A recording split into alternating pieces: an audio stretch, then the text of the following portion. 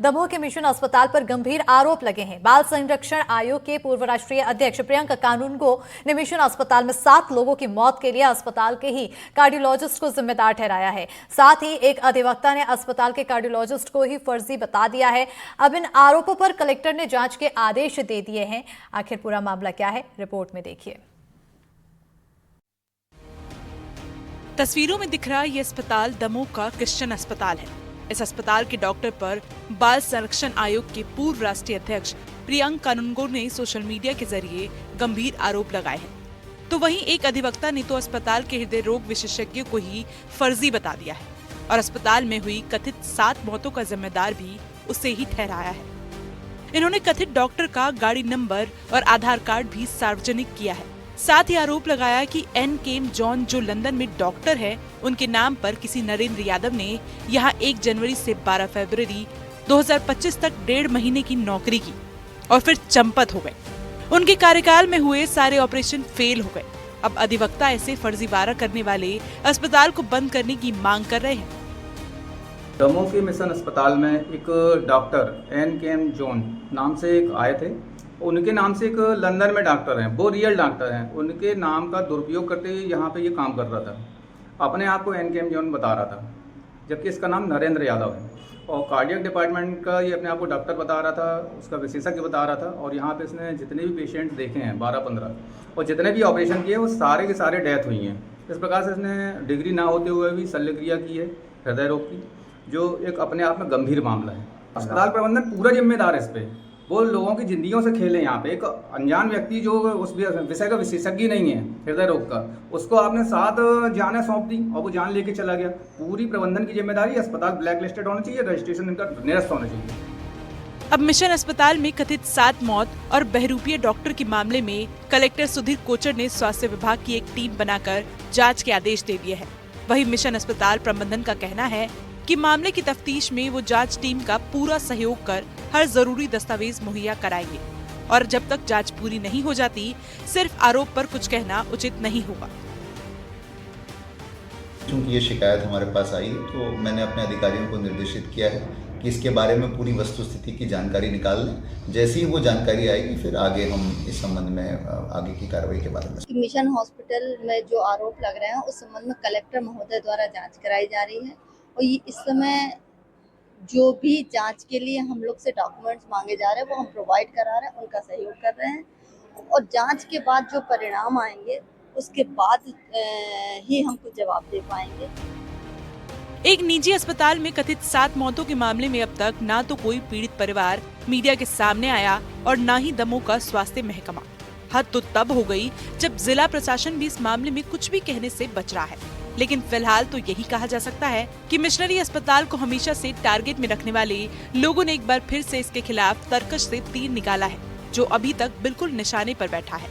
तभी तो कलेक्टर ने जांच के आदेश भी दे दिए हैं और देखना ये है कि ये जांच की आंच मिशनरी अस्पताल को कितना प्रभावित करती है। दमोह से एनडीटीवी के लिए आजम खान की रिपोर्ट। आए दिन स्ट्रीट डॉग्स के काटने की खबरें सामने आ रही हैं। लोग स्ट्रीट डॉग्स के सामने आते ही सहम जा रहे हैं और इसी को लेकर इंदौर में एक अभियान चलाया गया है जिसमें स्ट्रीट डॉग्स की सामूहिक रूप से नसबंदी की गई। क्या है आखिर पूरा मामला, रिपोर्ट में देखिए।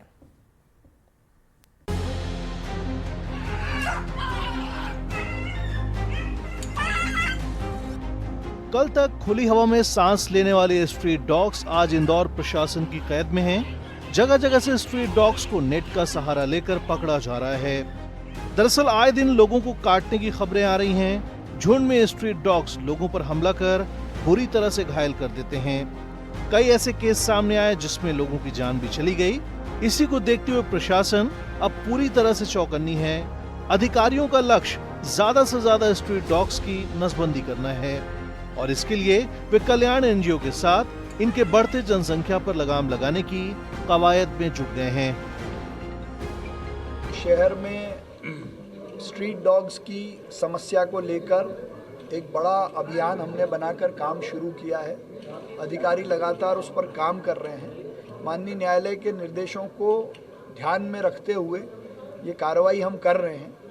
उस अभियान में सब कुछ है। एनजीओस के साथ काम करेंगे कि उनको भोजन भी मिले, उनका इलाज भी हो और ABC एनिमल बर्थ कंट्रोल के तहत जो कार्रवाई करनी है वो भी हम करेंगे। हमने 6 से 8 महीने का जो टारगेट फिक्स किया, जिसके अंदर हम लोग सारे कुत्तों की नसबंदी कर दे, ऐसा प्लान हम लोगों ने किया है। और इसी के तहत जो अभी 30 से 35 के करीब जो नसबंदी होती थी उसको हम लोग स्पीड अप कर रहे हैं, बढ़ा रहे हैं उसको, और करीब 90 के आसपास हम लोग उसका टारगेट लेके जाएंगे पर डे के हिसाब से। और जितने बचे हैं अभी, चूँकि मैक्सिमम डॉग्स की हम लोगों ने नसबंदी कर दी है, और जो बचे हैं उसको भी हम लोग ये जो 6 महीने का जो टाइम पीरियड दिया है इसके अंदर हम लोग इसको कंप्लीट करने का प्रयास करेंगे। करीब 7 साल से राष्ट्रीय स्वच्छता सर्वेक्षण में इंदौर पहले नंबर पर है, लेकिन जानकार इसका दूसरा पहलू भी बता रहे हैं। उनके मुताबिक सफाई व्यवस्था में सुधार की वजह से स्ट्रीट डॉग्स के लिए भोजन के स्रोत कम हुए हैं, जिससे उनका बर्ताव हिंसक हो गया है। ज्यादातर लोग स्ट्रीट डॉग्स की नसबंदी के लिए बड़े पैमाने पर चलाए जा रहे अभियान को सही बता रहे हैं। हालांकि कई पशु प्रेमी इसकी प्रक्रिया के बाद जानवरों की सेहत के लिए चिंता भी जता रहे हैं। फीडिंग नहीं होगी ना तो और फिरोशियस होंगे, तो फीडिंग होना इनका बहुत ज़रूरी है, स्टरलाइजेशन ज़रूरी है, वैक्सीनेशन ज़रूरी है। बिल्कुल सर, जैसे इंसान खाने की कमी से या खानी तंगी बोलो जैसे, तो वो रहे तो कैसे भूख पे कैसा कोई भी इंसान रहता है, वैसे इनका भी वही हाल है। नसबंदी तो होना चाहिए, वो अच्छी चीज़ है, लेकिन इतने मास लेवल पे करने के लिए उतना इंफ्रास्ट्रक्चर होना चाहिए, प्लस उतने डॉक्टर्स होना चाहिए और उतना स्टाफ होना चाहिए, क्योंकि सर्जरी के बाद डॉक्टर डॉग को 5 से 8 दिन केयर में रखते हैं, और यदि केयर नहीं करके हम उसको छोड़ते हैं तो टाँके टूटना और ये वाली चीज़ें हो सकती हैं। वहीं डॉग्स को पकड़ने वालों के लिए शहर की सकरी गलियां बड़ी चुनौती के रूप में सामने आ रही हैं, लेकिन टीम से जुड़े लोग इन चुनौतियों से पार पाने के लिए तैयार हैं। तो वहीं डॉक्टर का कहना है कि प्रशासन ने 4-5 जगह गाड़ियां देने का वादा किया है। जल्द ही हम प्रशासन के निर्धारित टारगेट को पूरा करेंगे। पकड़ने के लिए मतलब हम तैयार हैं, और मतलब जितने भी कैचर हैं अपने लोग सभी मतलब तैयार हैं। कोशिश बार मतलब जो शासन से हमको आदेश मिला है वो हम बाखूबी पूरा करेंगे।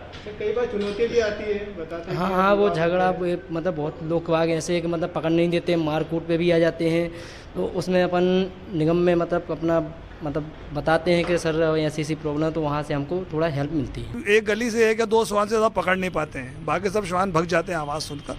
तो अब 4-5 जगह गाड़ियाँ देने का प्रशासन ने प्रॉमिस किया कि गाड़ियाँ देंगे, वो डॉक्टर्स रहेंगे, स्टाफ रहेगा, तो हर कॉलोनी से 2-2, 3-3 श्वान उठा के ऐसे कोशिश करेंगे कि जो प्रशासन द्वारा जो निर्धारित टारगेट है उसको पूरा किया जाए। वैसे देखा जाए तो इंदौर अपने महत्वाकांक्षी लक्ष्यों की ओर आगे बढ़ने में सफल रहा है। सफाई का उदाहरण सबके सामने है, और अब इंदौर प्रशासन का स्ट्रीट डॉग से निपटने के लिए चलाया जा रहा अभियान कितना कारगर होता है, इस पर सभी की निगाहें टिकी हैं, ताकि इस समस्या से जूझ रहे दूसरे शहर के सामने इंदौर एक मिसाल बनकर उभरे। इंदौर से एनडीटीवी के लिए तनुश्री देसाई की रिपोर्ट। और अब हम बात करेंगे कूनो नेशनल पार्क के उस वीडियो की जिसने सबको हैरान कर दिया। इसमें एक युवक 5 चीतों को पानी पिला रहा है। वीडियो के बाद एक्शन हुआ है, लेकिन पूरी कहानी सुनेंगे उन्हीं सत्यनारायण गुर्जर की जुबानी और चर्चा करेंगे तमाम पहलुओं पर। रिपोर्ट देखिए।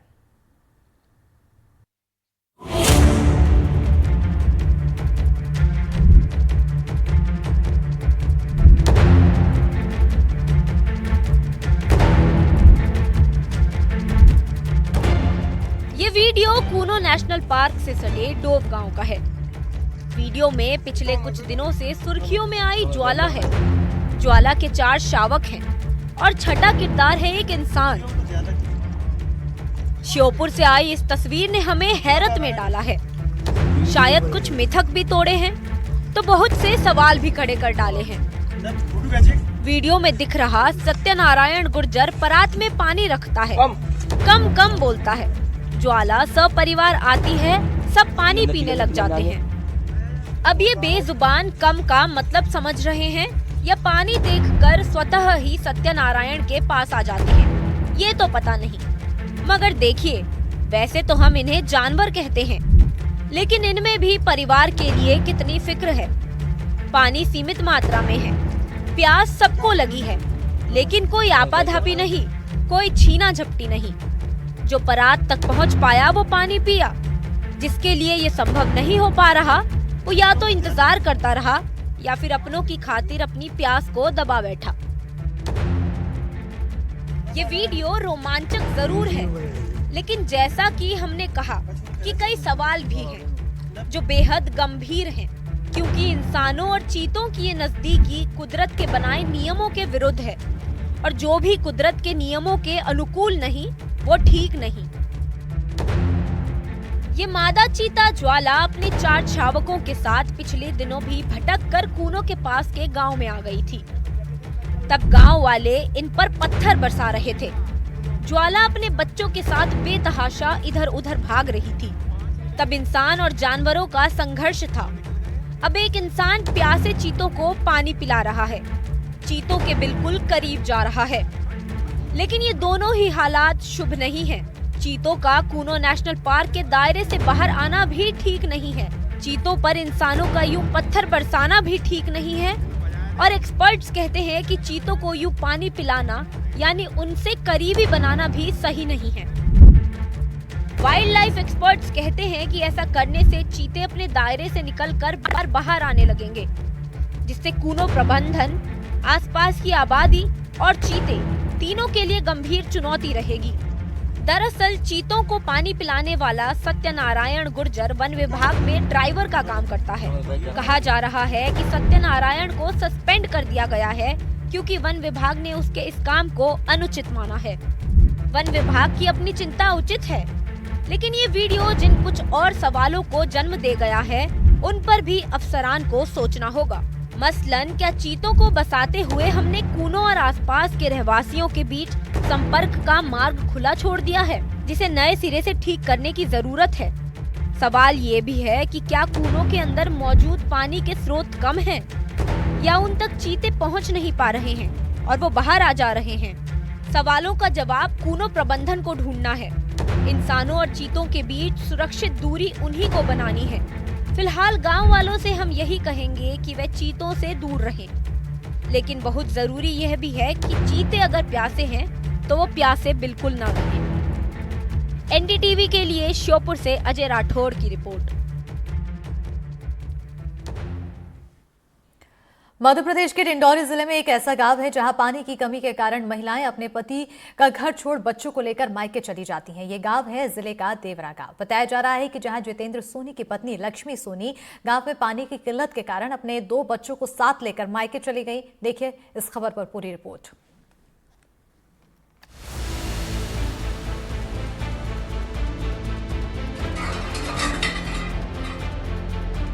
तो आप नहीं आओगे का? पानी नहीं आएगा जब तक? नहीं आएंगे, पानी नहीं है तो हम क्या करने आएंगे भाई? बिना पानी का कोई काम नहीं होता। गर्मियों की शुरुआत हो गई है, ऐसे में कई इलाकों में पानी की किल्लत होना लाजमी है। पानी को लेकर वैसे तो सरकार कई तरह की योजनाएं चला रही है, जिसमें नल जल योजना प्राथमिक तौर पर गांव-गांव तक पानी पहुंचाने के लिए सबसे महत्वपूर्ण माना जाता है। लेकिन अगर पानी की कमी के कारण आपका परिवार आपसे दूर चला जाए तो आप क्या करेंगे? मध्य प्रदेश के डिंडौरी जिले में एक ऐसा ही गांव है जहां पानी की किल्लत के कारण महिलाएं अपने पति को छोड़कर मायके चली जाती है। जी हां, ये गांव है जिले का देवड़ा गांव, जो जिले से महज 3 किलोमीटर दूर है। पूरा गांव मुख्य तौर पर आदिवासी बहुल्य क्षेत्र है।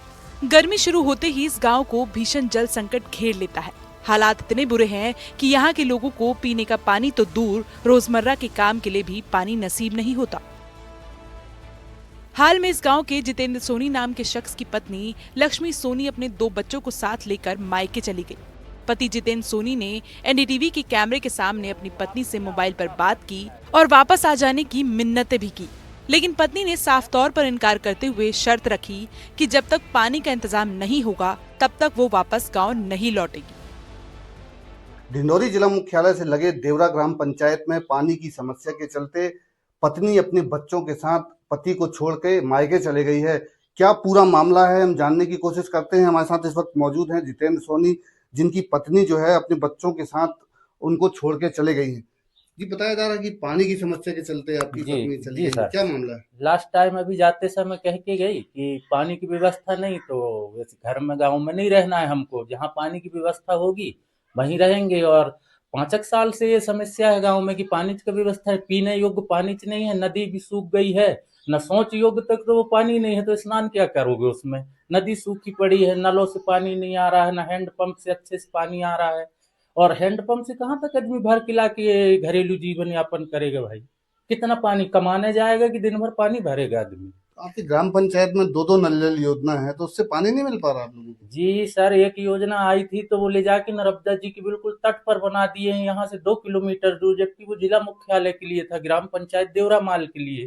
तो उसको ले जाके नर्मदा जी के किनारे बनाया गया है, जहाँ लगभग हंसनगर और साकेत नगर को पानी दिया जा रहा है, और जबकि हर घर में बोर है और यहाँ सारे आदिवासी और गरीब जनता रहती है। उनकी योजना को ले जाके वहां बना दिया गया है, और है योजना देवरा ग्राम पंचायत की, वो 2.5 करोड़ की योजना है। उससे यहाँ पानी की सप्लाई नहीं, अभी तक पानी नहीं आया, वहां से एक बूंद पानी नहीं आया। गांव में पानी की किल्लत के कारण मायके जाने वाली महिलाओं में लक्ष्मी सोनी अकेले नहीं है, बल्कि गांव की कई और महिलाएं भी इस कारण अपने मायके चली गई हैं और कुछ महिलाएं जाने की तैयारी कर रही हैं।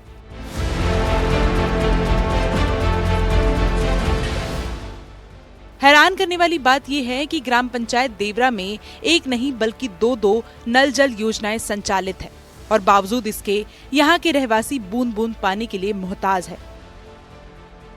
ग्रामीणों ने बताया कि 2 साल पहले देवरा गांव में जल जीवन मिशन योजना के तहत करीब 2.5 करोड़ रुपए की लागत से नल जल योजना को मंजूरी मिली थी, जिससे 2 वार्ड हंसनगर और साकेत नगर में पानी की सप्लाई भी हो रही है, लेकिन देवरा में इसका कोई लाभ नहीं मिल रहा। गांव में पानी की किल्लत के कारण परिवार का छोड़कर जाना बड़ी बात है। पीने का साफ पानी इंसान की आम जरूरतों में शामिल है। ऐसे में अगर प्रशासन पानी की व्यवस्था नहीं करता तो आने वाले दिनों में देवरा गांव का भविष्य क्या होगा, ये सोचने वाली बात है। और आप मेरे पीछे जो ये तस्वीर देख रहे हैं, यहाँ पर आज से करीब 2 साल पहले करीब 2.5 करोड़ रुपए की लागत से जल जीवन मिशन योजना के तहत पानी की टंकी का निर्माण कराया गया था, और ग्राम पंचायत के वार्डों में पाइपलाइन का विस्तारीकरण का काम भी किया जाना था। लेकिन ग्रामीणों का आरोप है कि इस जल जीवन मिशन योजना के जरिए सिर्फ 2 वार्डों में ही पानी की सप्लाई लोगों को मिल पा रही। वहीं जो देवरा ग्राम पंचायत की मुख्य आबादी वाले जो वार्ड हैं, वहां आज तक इस योजना के जरिए ग्रामीणों को एक बूंद पानी नहीं मिल पाया है। लिहाजा देवरा गांव के ग्रामीण जो हैं भीषण जल संकट से जूझ रहे हैं। यहाँ के लोग जो है बूंद बूंद पानी के लिए मोहताज हैं। देवरा ग्राम में जल संकट के हालात कितने भयावह हैं, जिसका अंदाजा इस बात से लगाया जा सकता है कि अभी एक पत्नी जो है अपने बच्चों के साथ पति को छोड़कर मायके जाने के लिए मजबूर हो गई है। वही जो पीड़ित पति है, उन्होंने इस पूरे मामले की शिकायत कलेक्टर की जन सुनवाई में करने की बात कही है। अब देखना यह होगा कि इस पूरे मामले में जिला प्रशासन आगे क्या कार्रवाई करता है। विजय तिवारी, एनडीटीवी, ढिंडोरी। और देवास के बिहारीगंज में इन दिनों लोग काफी परेशान हैं। परेशानी की आखिर वजह क्या है, ये बड़ा सवाल। और इस परेशानी के लिए आखिर क्या कुछ कदम लोगों द्वारा उठाया जा रहा है, लोगों की परेशानी के निदान के लिए क्या कुछ कदम उठाया जा रहा है, रिपोर्ट में देखते हैं।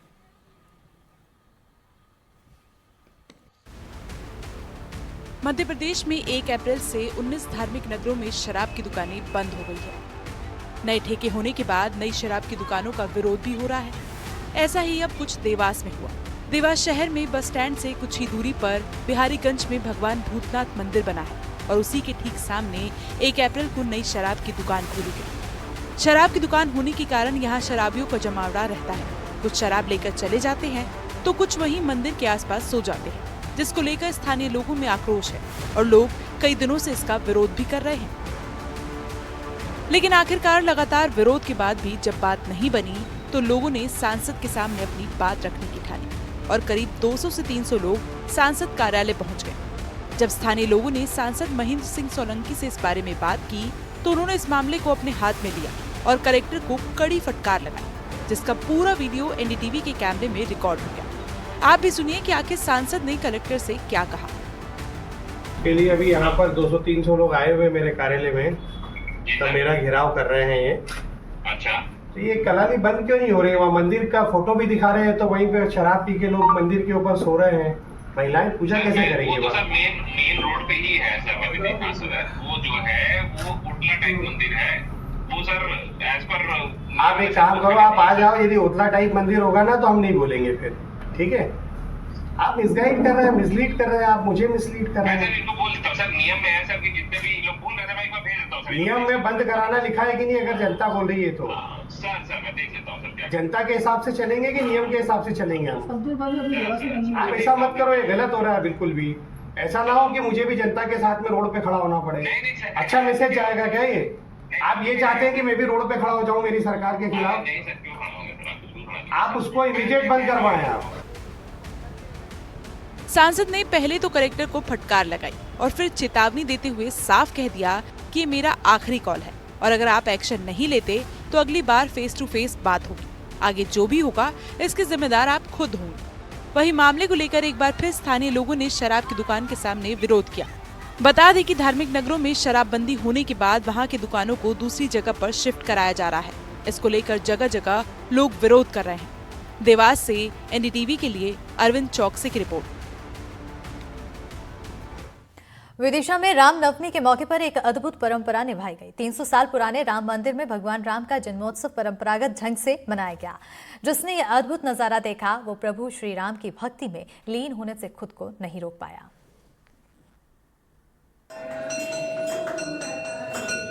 आरती की ये गूंज, मौका है रामनवमी का, जगह है विदिशा किले के अंदर स्थित 300 साल पुराने राम मंदिर का, जहां आज भी भगवान राम का जन्मोत्सव परंपरागत तरीके से मनाया जाता है। इस अद्भुत नजारे को आप भी गौर से देख लीजिए। भगवान राम का सबसे पहले जल से अभिषेक किया गया। इसके बाद कांच के माध्यम से सूर्य की किरणों से उनका अभिषेक किया गया।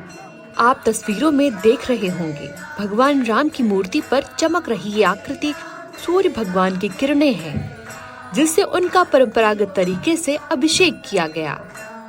यह मंदिर 300 वर्ष पुराना है और 1775 में इसकी स्थापना हुई थी समर्थ रामदास स्वामी द्वारा, जो कि शिवाजी के गुरु हैं। और इस मंदिर में प्राचीन 300 वर्ष पुरानी मूर्तियां हैं। प्रतिवर्ष की तरह इस वर्ष भी रामनवमी पे सूर्य की किरणों से इनका अभिषेक किया गया है।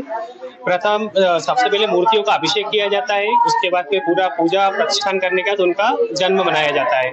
और प्रतिवर्ष आप देखेंगे इस मंदिर में इस वर्ष को स्थापित श्री देशपांडे समुदाय द्वारा, जो कि समर्थ रामदास स्वामी के कुल के हैं, इनकी 9वीं पीढ़ी है जो इस मंदिर को संभाल रही है। मंदिर के पुजारी के मुताबिक 300 साल पहले इस मंदिर की स्थापना स्वामी समर्थ रामदास ने की थी, जो छत्रपति शिवाजी महाराज के गुरु थे। उन्हीं की प्रेरणा से विशेष परंपरा प्रारंभ की गई। इस मंदिर में अष्टधातु के हनुमान जी की मूर्ति भी स्थापित है, जो उसी काल की है। बात सूर्य की सीधी किरणें की करें तो अयोध्या के राम मंदिर में भी ये परंपरा मनाई जाती है। इस मंदिर का लगभग 1747 में इसकी स्थापना हुई और रामदास स्वामी जी के शिष्य उन्होंने वहाँ इसकी स्थापना की है और उसके बाद में निरंतर रूप से यहाँ सेवा रामदास नवमी में भंडारा, ये राम नवमी का उत्सव वगैरह सब तब से चला आ जा रहा है। और विशेष रूप से रामदास स्वामी जी की स्वयं की पूजित हनुमान जी की एक मूर्ति है, बहुत पुरानी है, लगभग 300-350 साल पुरानी है। यहाँ उनके जो शिष्य थे उनके साथ ही आई हुई, ये उसकी विशेषता है और कहीं इतने प्राचीन उनके पूजित मूर्ति नहीं मिलती। वो पंचधातु की मूर्ति है, यहाँ विराजमान है। राम मंदिर में जो आईना दिखाकर सूर्य दर्शन राम जी को जन्म के समय कराते हैं, विदिशा में ये लगभग जब से मंदिर स्थापित हुआ है तब से ही ये प्रथा चालू है। आज अयोध्या में भी जो है, अगर आपने पढ़ा होगा तो आज सूर्य दर्शन कराया जा रहा है। ये प्रथा विदिशा में वर्षों से चली आ रही है और उसका उद्देश्य मात्र ये है कि जन्म के समय सूर्य के दर्शन बालक को होना चाहिए, इसलिए ये प्रथा शुरू से चली आ रही है। तो देखा आपने कैसे विज्ञान और आस्था के मेल से विदिशा में एक अनूठी परंपरा हर साल मनाई जाती है। सूर्य की किरणों से भगवान राम का अभिषेक लोगों के लिए न केवल आस्था का प्रतीक है, बल्कि पुरखों से मिली विरासत की एक जीवित परिभाषा भी है। विदिशा से एनडीटीवी के लिए नवेद खान की रिपोर्ट।